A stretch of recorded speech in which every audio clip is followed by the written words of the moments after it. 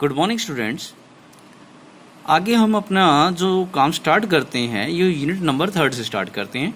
Unit number जो 3 है हमारी वो है classification of element and the periodicity in the property. इस यूनिट में हम यहाँ बात कर रहे हैं कि जैसे कि हम एलिमेंटों की प्रॉपर्टियों के बारे में स्टडी कैसे करें। अभी तक जो हमारे एलिमेंट है वो 119 एलिमेंट खोजे जा चुके हैं और 119 एलिमेंटों की जो स्टडी करना, क्योंकि प्रत्येक एलिमेंट हर दूसरे एलिमेंट से यहाँ पर रिएक्शन करेगा, तो अगर इस प्रकार देखें तो वह 119 की जो संख्या है प्रत्येक संख्या को आपस में मल्टीपल करें तो एक बहुत बड़ी संख्या प्राप्त होती है। जबकि वहाँ ग्रुप में 2, 3, 4, 5 एलिमेंट भी पाए जाएंगे। तो इस प्रकार हमारे अरबों एलिमेंट हो जाते हैं और इस प्रकार स्टडी करना बहुत मुश्किल हो जाता है। तो इस आधार पर अगर हम इस स्टडी को आसान बनाएं तो हम इन एलिमेंटों को क्लासिफाई कर देते हैं। क्लासिफिकेशन के द्वारा हम इन्हें ग्रुप में बांट लेते हैं। तो यहाँ पर हम बात करें कि इन क्लासिफिकेशन के ऊपर पीरियोडिसिटी के ऊपर बात करते हैं। तो पीरियोडिसिटी क्या हुआ? The study of element according to the order of change of chemical and physical property are called the periodicity.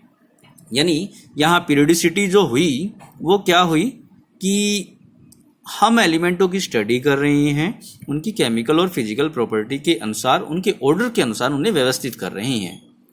आगे हम बात कर रहे हैं historical development of the classification of element. अब जो हिस्ट्री जो है इसके पीछे कि एलिमेंटों की क्लासिफिकेशन स्टार्टिंग कैसे हुई और किस प्रकार किस तरह से उनकी स्टडी की गई। तो हम स्टार्टिंग करते हैं यहाँ पर डॉयबर्नर ट्राइड्स के। तो सबसे पहले हम जानेंगे ट्राइड्स क्या है।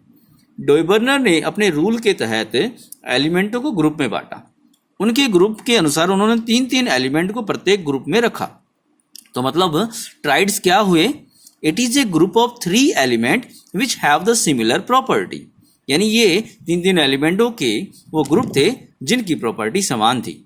आगे हम बात करते हैं डॉयबर्नर ट्राइड्स रूल। डॉयबर्नर का जो ट्राइड्स का जो नियम था वो क्या था? उन्होंने नियम अप्लाई किया कि जो 3 का ग्रुप था उन्हें पहले बढ़ते हुए एटॉमिक मास के अनुसार उन्होंने व्यवस्थित किया। अब जैसे कि हम बात करें लिथियम 7, सोडियम 23 और पोटाशियम हो गया है 39। तो इंक्रीजिंग एटॉमिक मास के अनुसार व्यवस्थित किया। इनके रूल के अनुसार क्या था कि जो बीच वाला एलिमेंट है, मिडल एलिमेंट है, उसका जो मास रहेगा वो नियरली इक्वल रहेगा जो बाकी जो दोनों एलिमेंट बच गए हैं उन दोनों के एवरेज एटॉमिक मास के। तो यहाँ पर देखें रूल के हिसाब से देखें, अकॉर्डिंग टू रूल तो हम लिथियम और पोटाशियम का एवरेज एटॉमिक मास निकाल लें तो आ गया 7 + 39/2 = 46/2 = 23। तो ये बराबर हुआ सोडियम के मास के बराबर हुआ। तो it is equal to the mass of the middle element. जैसे कि आगे हम बात करते हैं उनके इस रूल के अनुसार जो ट्राइड्स बने वो 3 ही ट्राइड्स बन पाए। जैसे कि हमारे पास कैल्शियम हो गया, स्ट्रोंशियम हो गया और बेरियम, इसका ट्राइड्स बना। क्लोरीन, ब्रोमीन, आयोडीन का ट्राइड बना और लिथियम, सोडियम, पोटाशियम का पहले ही हम बात कर चुके हैं।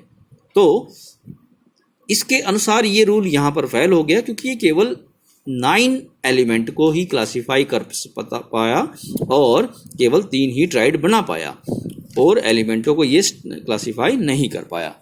तो आगे हम बात करते हैं इसमें limitation of triads rule. Only the 3 triads possible according to this rule. तो अगला हमारे पास जो टॉपिक होता है वो है न्यूलैंड्स लॉ ऑफ ऑक्टेव्स का नियम। तो यहाँ पर हम बात करें इस नियम के अनुसार उन्होंने क्या कहा। जैसे कि हम बात करते हैं जो संगीत के अंदर जो स्वर होते हैं सा, रे, गा, मा, पा, धा, नी, सा। आपने देखा होगा स्टार्टिंग भी सा है और एंडिंग भी सा है। और यहाँ पर जो पहले है सा, रे, गा, मा 4 हो गए, पा, धा, नी, सा। यानी सा जो रिपीट हुआ है वो 8वें पर रिपीट हुआ है। इसी रूल के अनुसार उन्होंने भी अपना रूल बनाया। उन्होंने कहा कि जब हम एलिमेंटों को उनके बढ़ते हुए एटॉमिक मास के अनुसार व्यवस्थित करेंगे तो प्रत्येक पहला जो एलिमेंट है वो 8वें एलिमेंट से समान प्रॉपर्टी रखेगा। इसमें याद रखें कि उस दौरान नोबल गैस की खोज नहीं हुई थी, इसलिए हमने नोबल गैस को नहीं लेना है। तो जैसे कि हम बात करें एटॉमिक मास, पहला जो हाइड्रोजन है, फिर उसके बाद हम बात करें लिथियम, हीलियम बीच में गायब है क्योंकि इस दौरान डिस्कवर नहीं हुआ था, तो उन्होंने हीलियम, नोबल गैस किसी को ही नहीं लिया, हीलियम को नहीं इंक्लूड किया।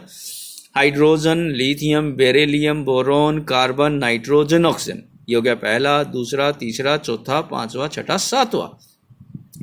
तो सातवें के बाद देखें ये फ्लोरीन 8वां है, तो मतलब हाइड्रोजन और फ्लोरीन की जो प्रॉपर्टियां रही वो समान रही। जैसे कि हम बात करें, अगर मैं लिथियम को पहला मानूं तो 1 2 3 4 5 6 7 8, सोडियम 8वां आया है, तो मतलब लिथियम और सोडियम की प्रॉपर्टियां समान रही।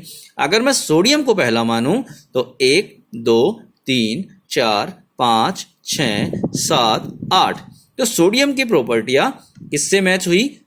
पोटाशियम से मैच हुई। तो मतलब हम देखें तो लिथियम, सोडियम, पोटाशियम तीनों की प्रॉपर्टियां समान है।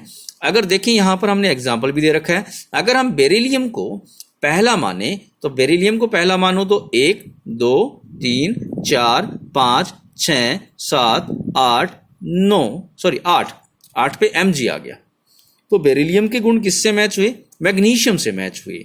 अगर मैं मैग्नीशियम को पहला मैं मानूं तो 1 2 3 4 5 6 7 8, तो इसके गुण मैच हुए कैल्शियम से, मतलब बेरिलियम, मैग्नीशियम और कैल्शियम, इन तीनों की जो प्रॉपर्टियां रहेगी वो सेम रहेगी। अगर ऐसे हम बात करें, अगर मैं कार्बन को पहला मानूं तो 1 2 3 4 5 6 7 8, तो 8वां हुआ सिलिकॉन, तो मतलब कार्बन की प्रॉपर्टियां किससे मैच होगी? सिलिकॉन से। तो इस प्रकार उन्होंने अपनी प्रॉपर्टियों को वहां पर उन्होंने बताया कि एलिमेंटों के गुण किस प्रकार वहां पर समान होंगे। मगर इसकी जो ड्रॉबैक रहे, इसकी कमियां ये रही कि ये केवल कैल्शियम तक ही वैलिड रहा, आगे वाले एलिमेंटों के लिए ये वैलिड नहीं था। तो इसके लिए लिमिटेशन आती है कि the law was applicable only up to the calcium, ये कैल्शियम तक ही वैलिड था। उस दौरान टोटल 56 एलिमेंट खोजे गए थे, तो इन्होंने ये भी कहा कि इस प्रकृति में केवल 56 एलिमेंट ही है, एग्जिस्ट करते हैं, 56 से ज़्यादा एलिमेंट नहीं पाए जाएंगे। मगर आज के टाइम देखें 119 एलिमेंट खोजे जा चुके हैं, तो ही assumed that only the 56 element exist in the nature, इसलिए ये फेल हुआ। और नोबल गैस को इन्होंने इंक्लूड नहीं किया, तो जैसे कि अगर नोबल गैस को इंक्लूड करें तो 9वां नंबर हो जाता है इनका, तो ये रूल फिर फेल हो जाता है यहाँ पर। तो नोबल गैस की खोज उस दौरान नहीं हुई थी, तो ये उन्हें इंक्लूड नहीं कर पाए थे, तो इन कमियों की वजह से ये रूल फेल हुआ। तो आज के हमारी यही टॉपिक है, आगे हम टॉपिक नेक्स्ट टाइम लेके आएंगे।